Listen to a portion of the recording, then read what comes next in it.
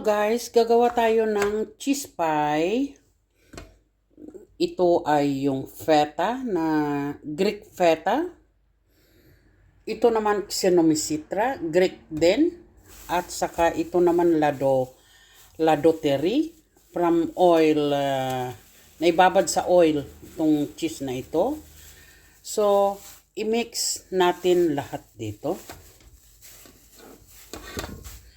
I-mix ko rin ito. At isang pastry na malaki at fresh milk. Oh, ayan. Ganyan ang gagawin natin.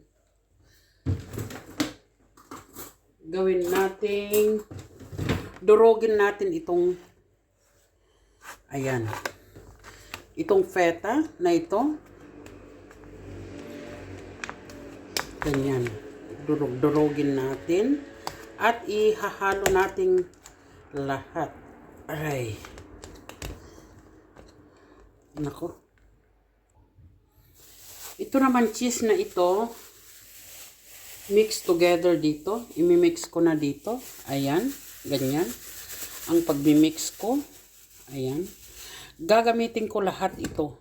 Cheese na ito. Ihahalo ko na rin itong, ayan, i-mix natin lahat na. Saan ko ba ilalagay ito? Ayan.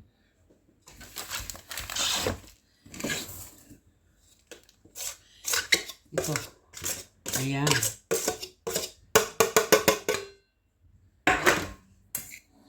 At maglalagay tayo ng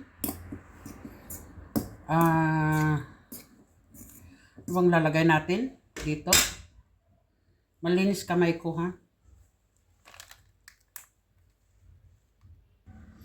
Maglalagay tayo ng black pepper.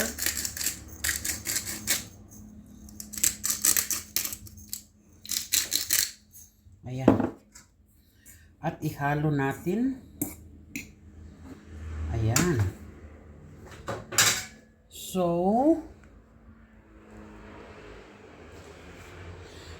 ito ang gagamitin kong Perex. Lalagyan ko na rin ito ng oil. Oh, ito yung inano ko sa ganda. Oh. Kaya hindi na kailangan ang maraming botse na ito. Oh. 'Di ba? Oh, ayan. I-open na natin ang ating pastry at ilagay natin ito doon. Ito, lalagay ko na ito. Ito na yung yung pastry natin. Na-open ko na. At saka ito, yung mga iba. Oh, 'di ba ang ganda? Oh. Ayan guys, oh. Tapos i-spray lang natin ng oil. Ayan, wow, mas ganda. Oh. Ang unang paglagay natin ay, ayan.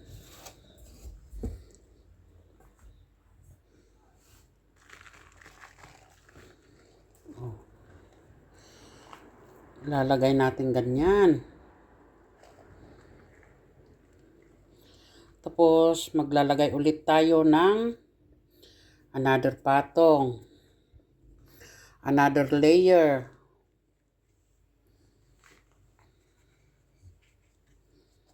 Oh, ayan.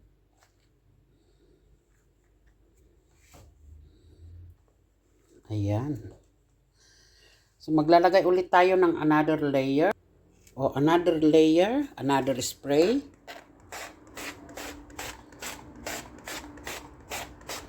Ayan, ganda. Oh. Tapos another patong ulit. Ayan, maglalagay ulit tayo ng cheese.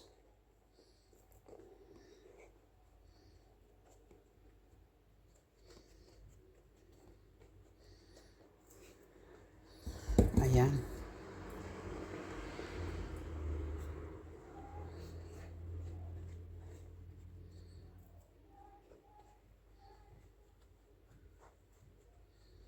Ayan.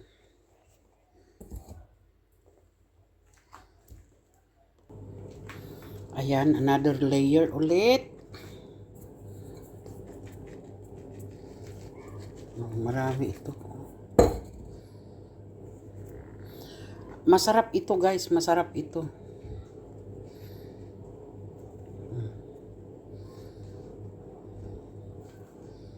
Ayan. So the last one is lalagay ko na rin ito. Ayan.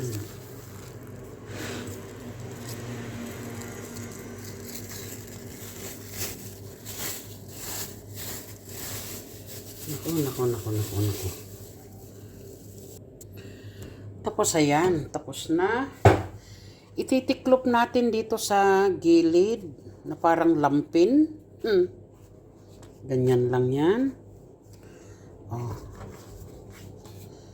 Ayan. Dito sa gilid-gilid, ayan. Oh, tapos spray ng oil. Oh, ayan. Tapos ang use naman ng 2 eggs, babatilin ko to tapos lalagyan ko ng fresh milk at ibubuhos ko dito. Ayan, 2 eggs. Babatilin ko lang ito ng maayos. At lalagyan natin ng milk.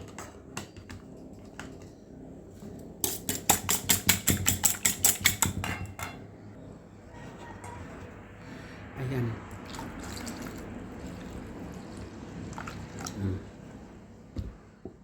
Butas-butasan natin ganyan. Tusok-tusukin ba? Oh. Bago natin ibuhos yung ito.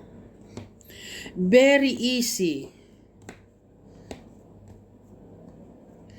to make a Coriatico cheese pie.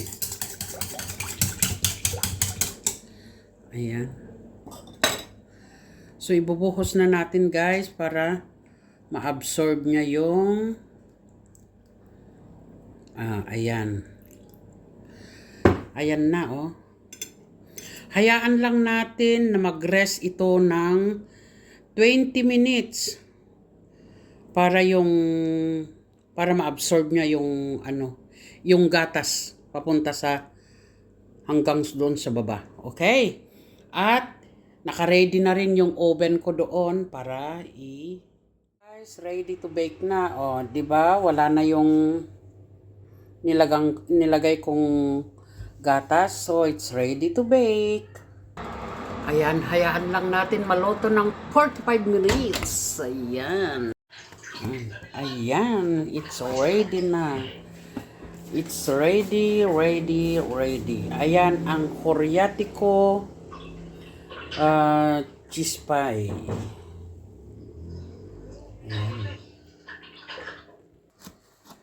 Ayan. Inakat na.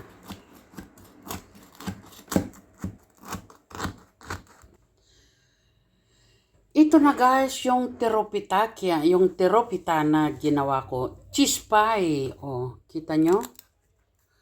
Oh. Oh, yan. Ang sarap-sarap yan, oh. Wow.